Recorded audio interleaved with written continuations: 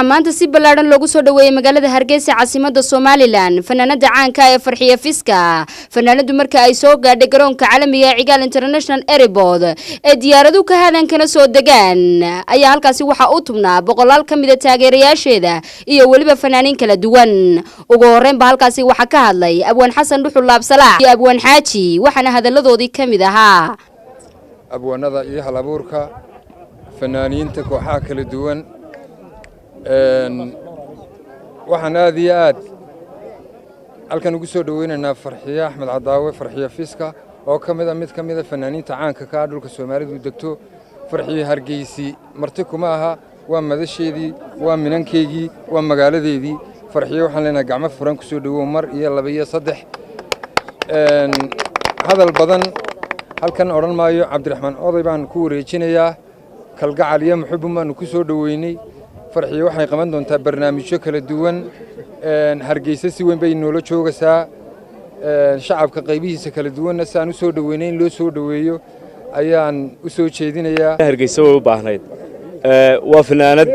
aynu aad u wada jecelahay waa fanaanad si weyn looga taageero guud ahaanba dhulka Soomaalidu ay degto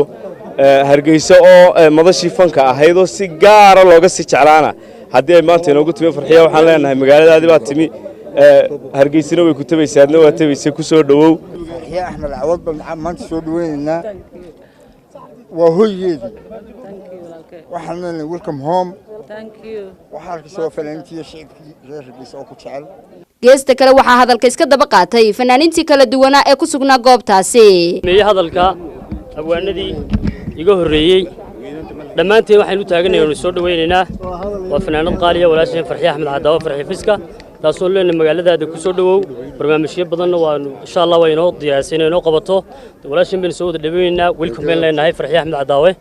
fanaaniin iyo abwaaniin iyo taageerayaal iyo saxaafadda xorta waa Farxiyo Axmed Cadaawe Farxiyo Fiska aniga dagaar bay igu tahay magaaladaydii bay ka timid walaashay weeye waxaynu muujinaynaa in Hargeysa tahay hoygii fanka qof kastoo aaminsan in hoygii fanka tahay sidaas ka weyn ayaa loo soo dhaweynayaa horta okay ma wadatiin horta hadii aan tabaysay inoo ka haysaa habeenkii fid hooyanaysay oo raadayay samcaan madaarkay ku haysaa dareenkooda waxaan ku soo dhaweynayaa fanaaniin aad u qaaliya oo iyaguna ka soo qayb galay soo dhaweynta Farxiyo ee Fiska waxa weeyaan hibaaq gobaad iyo waliba sahrakiin maxaa maanta dareemaysan maadaama aad soo dhaweyseen fanaanadii weyneeda Farxiyo Fiska walaashay Faaduma Riyaade aad baan ugu faraxsanahay soo dhaweynta walaashay Farxiyo Fiska oo anagu taageerayaasheeda kamid ahay waxaan leeyahay walaal wadankaagii baa timi dadkaagii baa u timi dad ku jecel baad u timi soo dhawow bulshada reer Soomaaliland waxaan leeyahay maadaama Farxiyo Fiska inoo timi nalka inoo daaraysa habeenkeeda yaan la moogaan waxaan halkan u taaganahay soo dhaweynta walaasheeda qaaliga fanaanadeena weyn Farxiyo Axmed Cadaawe Farxiyo Fiska oo leenahay ku soo dhawow wadankaagii iyo dadkaagii oo ku jecel waxaan ku farxadeeda maanta ma cabiri karo Farxiyo Fiska oo aan adduunka ugu jecel oo aan taageeri jiray walaashay Farxiyo Axmed Cadaawe soo dhaweynaa welcome to Hargeysa leenahay boqorada fanka anigu si gaar ah u taageeraa waxaan ku soo dhaweynaa Hargeysa waa hoygaaga ku soo dhawow bahda Real TV-na aad baan u salaamayaa soo dhaweynta aad buu ka qabay ugu dambeynna halkaasi waxa ka mahad celisay sidii loo soo dhaweeyay fanaanada caanka ee Farxiyo Fiska waa idin salaamo dhamaantiin walaalahay qaaliga ah oo ma sha Allah saan ii soo dhaweeyay horta aadan ugu xumahay inaan soo daahno maanta oo maxay diyaaradda nala soo daahday dileed noqotay waa idin mahad celinaa Hargeysa intaas aan rabo inaan imaado wiligeey ma imaan am soo happy inaan Hargeysa joogo maanta